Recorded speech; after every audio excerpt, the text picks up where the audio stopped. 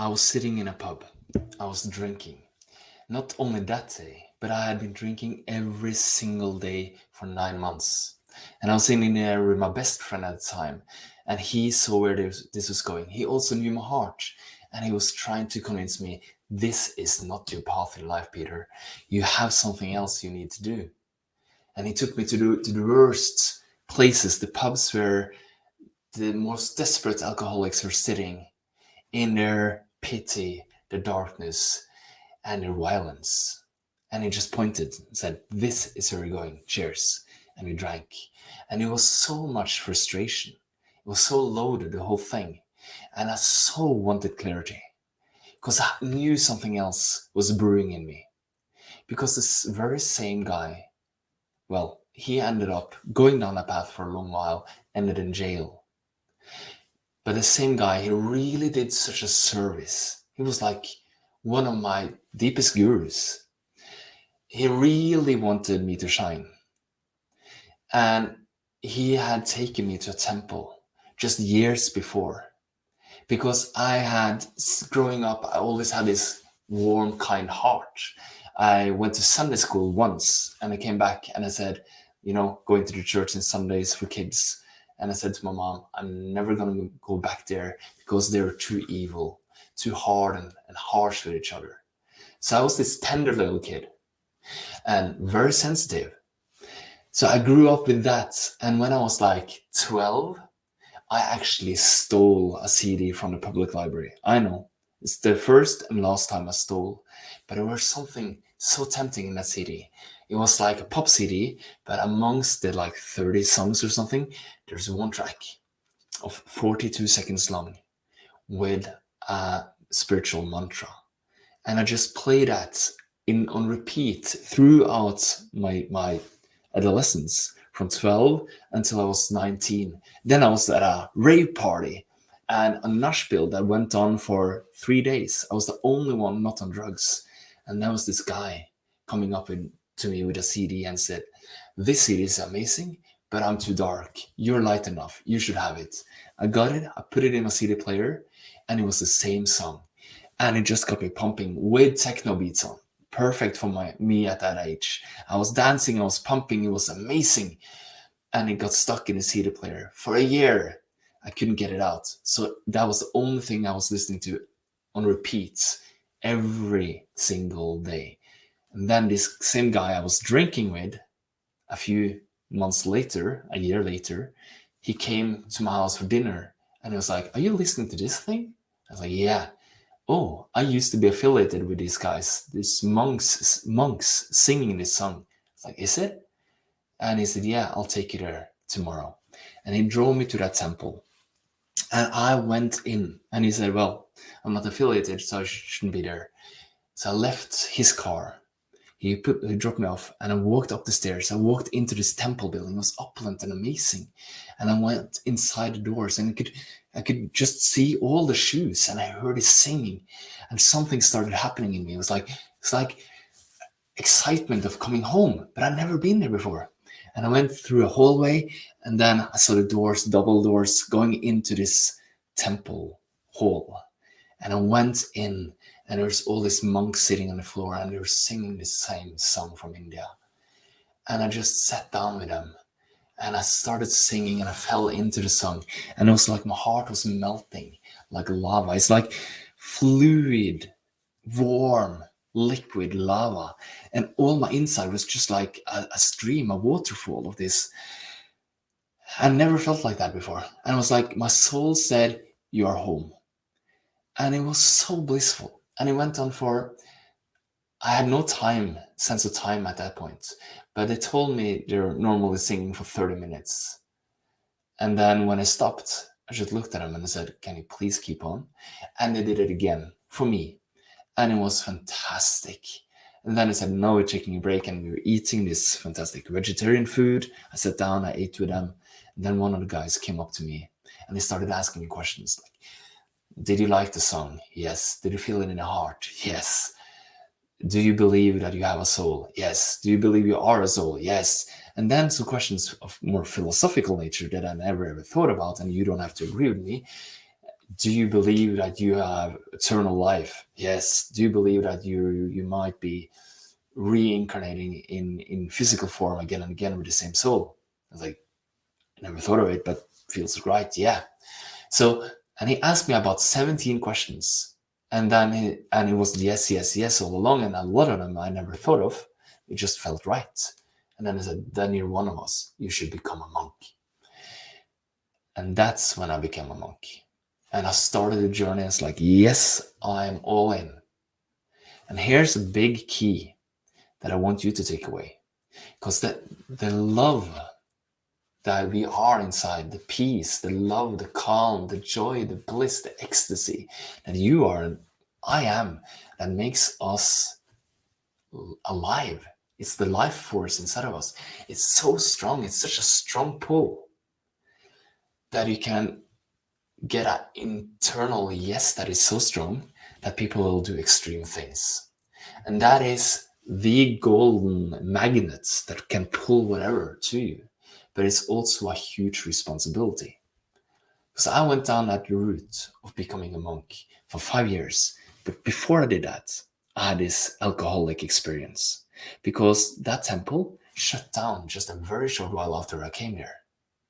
And I was so new, I had no idea what to do. So that's why I started drinking. I was so frustrated. I drank with my friend every day for 9 months. And then this very day, we sat in the brownest, baddest pub. And then he said, so I have tried to show you where we're headed. I'm heading there. You shouldn't. So what's holding you back? And I said, I just want to become a monk. And I said, wow. Why? Because I want this clarity. I want this love. I want this ecstasy. I want this clarity. I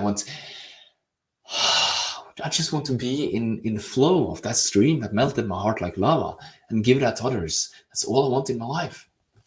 I said, yeah, so why don't you do it? Because I went there, I found it, and then it shut down.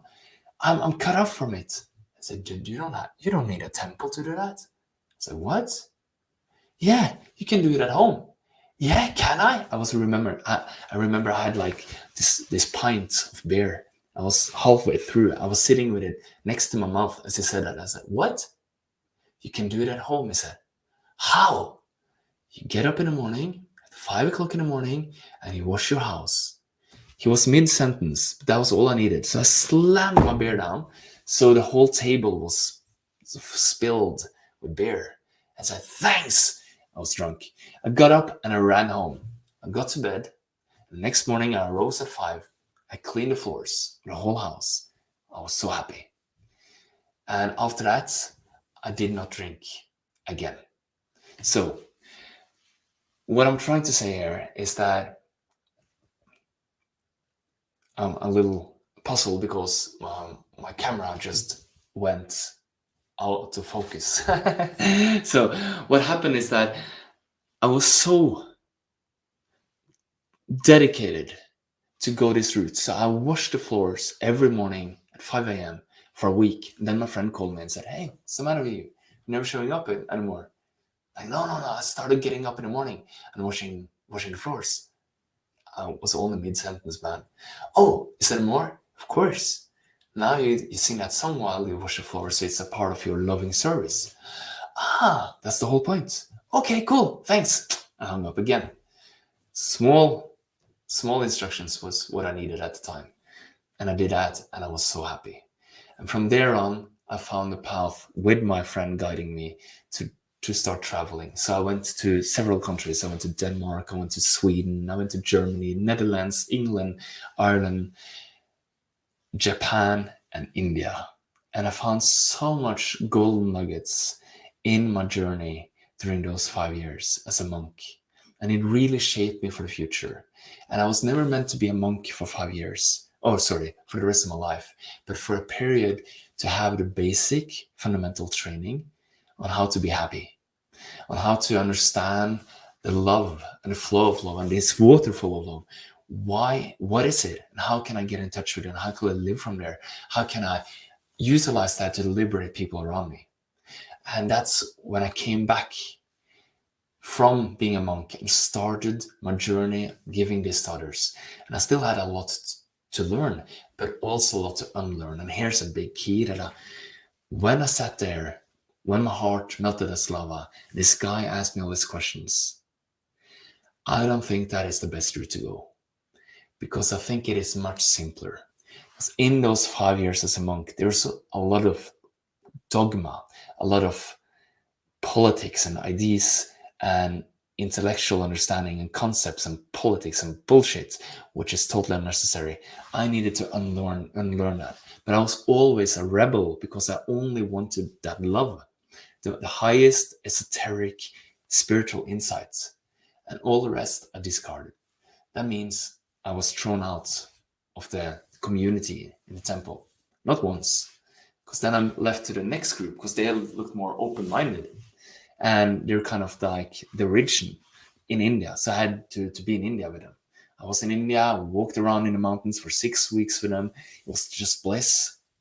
I had a guru there. It was a fantastic man, really like a high spiritual being. But his congregation all followed the rules and regulations. And then I got thrown out of there as well, because for me, the inner thing was more important than the rules. And I think that you don't have to become a monk to have your heart melt like lava. And it's not bad. That's like the highest state of bliss and joy and oneness and expansiveness and love and connection you can ever have. Well, so far, I'm ready for expansion from there. So the thing is, it is here in all of us. It doesn't have to be so hard. Simplicity, I found, is a big key. So simplicity in understanding that your thoughts are not you. Your feelings are not you. They're signals, but that's not you. Even your needs are not you. So you have this small self, personal self, which has the needs, and is a vehicle that gets all these feelings and all these thoughts, and it's powerful and can utilize them, use them. But you're something else, you're something bigger. And when you rest into that, your heart melts like lava. Everything is golden and fantastic. And from there on, you have something to give, your purpose, your mission, your gifting to the world. And on the way of you allowing this grander self to flow through this smaller self, the smaller self has a lot of limitations from upbringing, from understanding, from limitations, from beliefs, from the collective culture around you, from what others project onto you. All that stuff makes us an entanglement of knots and blockages and limitations, which is totally unnecessary and not serving you to a purpose and your highest good. And it's not serving the world at large. And it's possible to meet that with the same love. This is the second part. So the first one is awakening into your bliss. The second part is transforming everything that is standing in your way. And there's specific techniques that is extremely effective, very gentle and rapid and fast, that we do work with in Leadership Art Master Coach training. But the thing is, the next part is where you get to be in loving service and create your dream life. And there's also very mystical, specific techniques that can help you. But all of them are simplified. All of them are very, very simple. But it's not easy because you're invested. You know, if it was easy, you could just give up your limitations and be free. But you're invested because the limitations have given you a lot of stuff and you think that it will keep on giving. Well, it will, but it will only give in a limited fashion. But when you go out of there, you can actually give in a grander way. When you let the limitations go, everything is possible. And that's what's possible for you. So that is the inner journey of personal development and spiritual development, getting into the flow of bliss and loving yourself through and transforming everything that's holding you back and moving into being a flowing service and flowing your purpose and your love into the world. And that is the 3 simple steps of being more and more awake and more alive and more joyful and blissful and full of love and freedom and ease and joy. Then comes the next level, which is now I got all this. And this is where I ended up sitting there in the temple, being so blissful, everything flowing so smoothly, having all these strong experiences. I'll tell you more about them later. When I was bathing in the Ganga, for the first time and got pulled down and smashed with blood all over. That was the purification I want to tell you about. Also want to tell about the one time I was in a Jeep made for like 5 people with 11 monks in it, and I was hanging on the outside because there are no doors and no windows and reading the most esoteric and high-spirited book ever. And I was so blissful and so in touch with the greater grandness.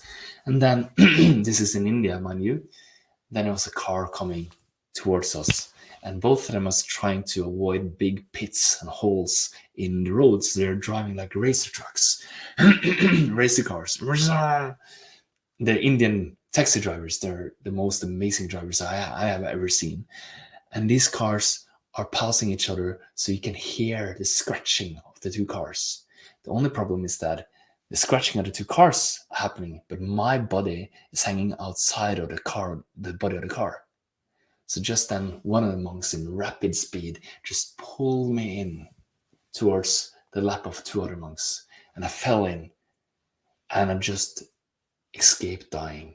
I turned to my friend that was sitting in the back of the car, and he looked at me, and I was like, "Whoa, that was close." And I just looked at him and said, "I'm obviously not done here on earth. I have something I need to give." Because I had this high spiritual experience. And then I wasn't brought home yet. That means this high spiritual experience needs to be given. That was my only big takeaway. That's when I came home. That's when I started to teach. That's when I simplified and unwheeled and took away all that clutter, made it super simple.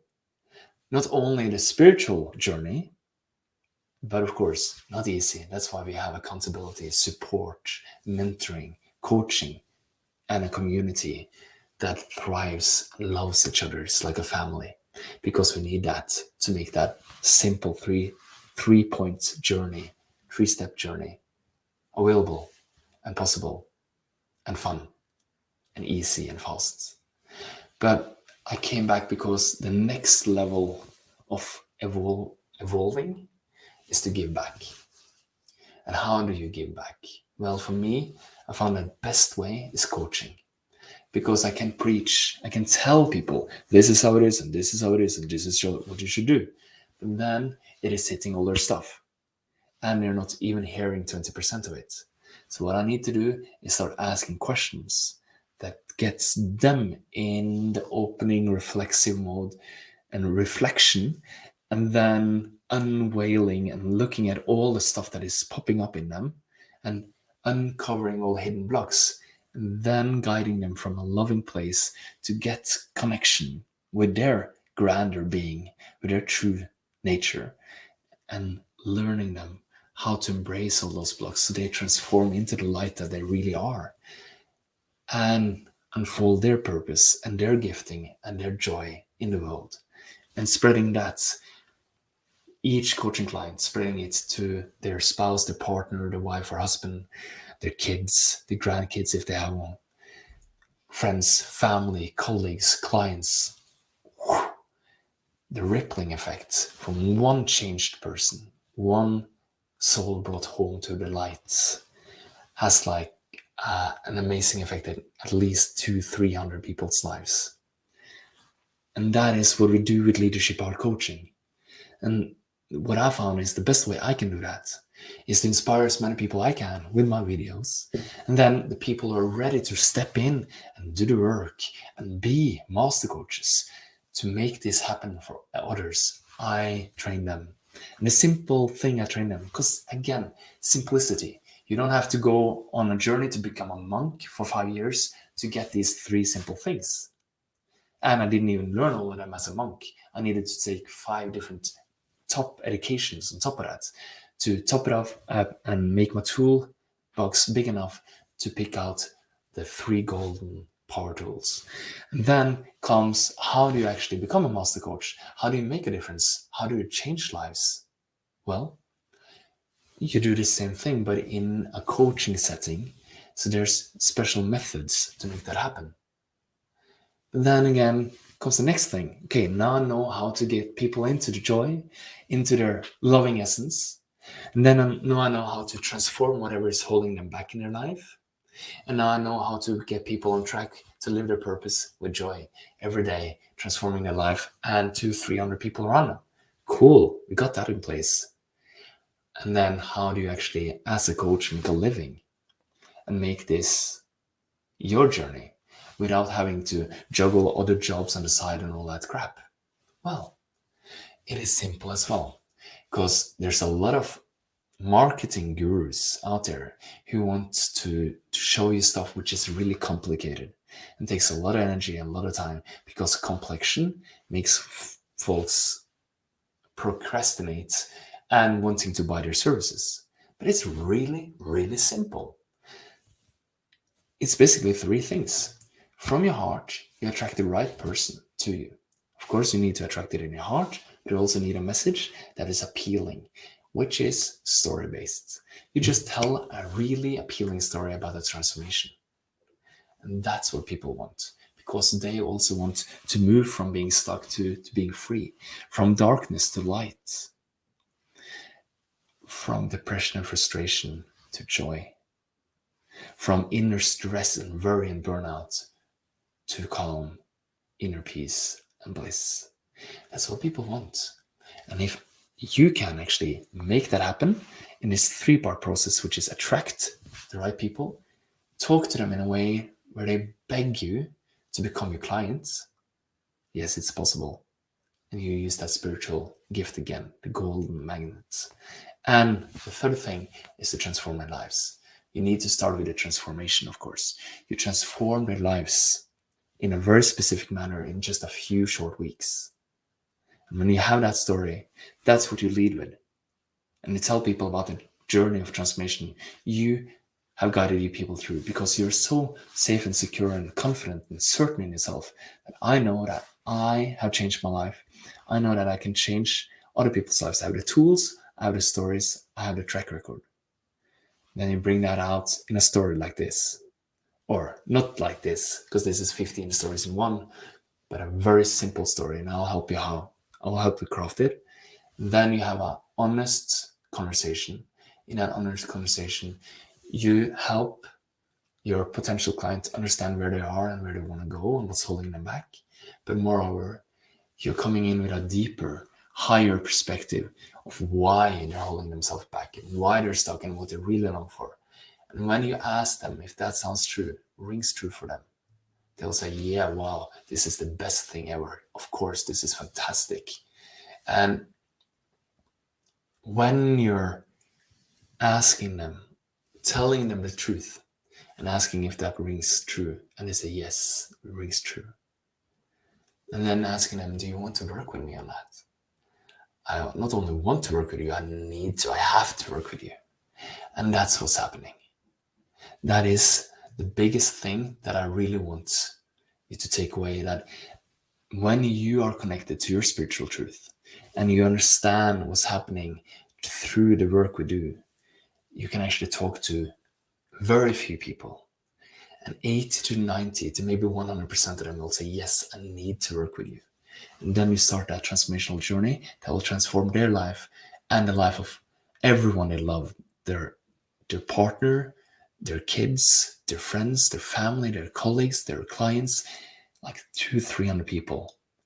And that person, for that person, that is so valuable, they'll pay you a premium price.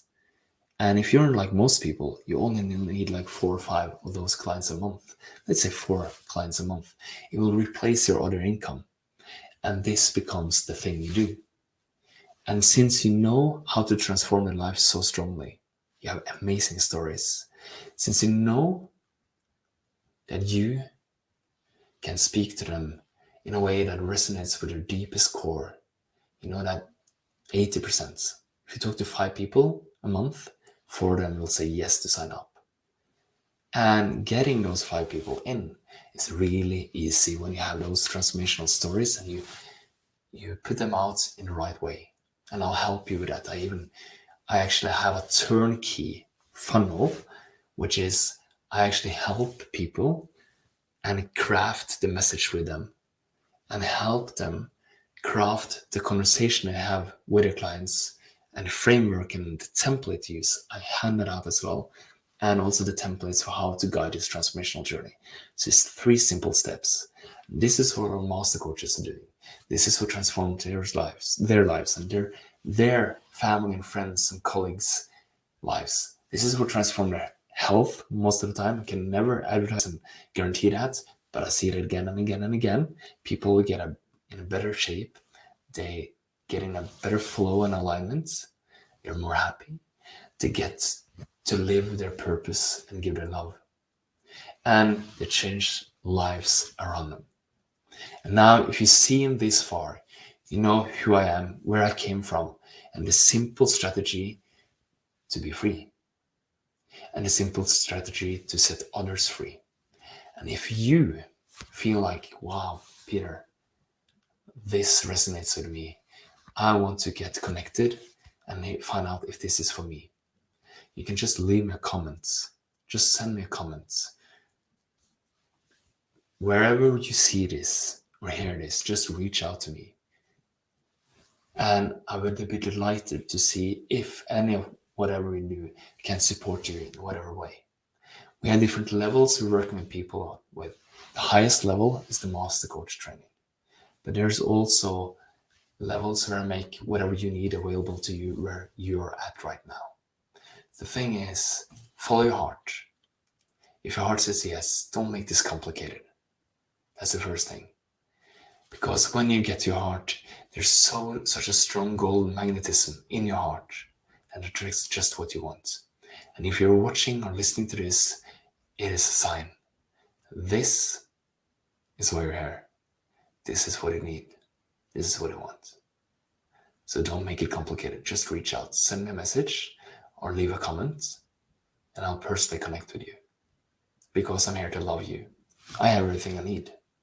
Inside and out. Seriously? Inside, I'm surrendering into love. Every hour, every day. It's fantastic. Outside, I live in my dream family, in my dream home, in my dream place of peace. Everything is perfect. The next thing for me, and the only thing, is to dedicate myself and surrender myself into a flow of loving service. And I want to love you as a master coach. Take much care. Leave me comments, send a message if that's right for you. And I'll see you in the next one. Much love.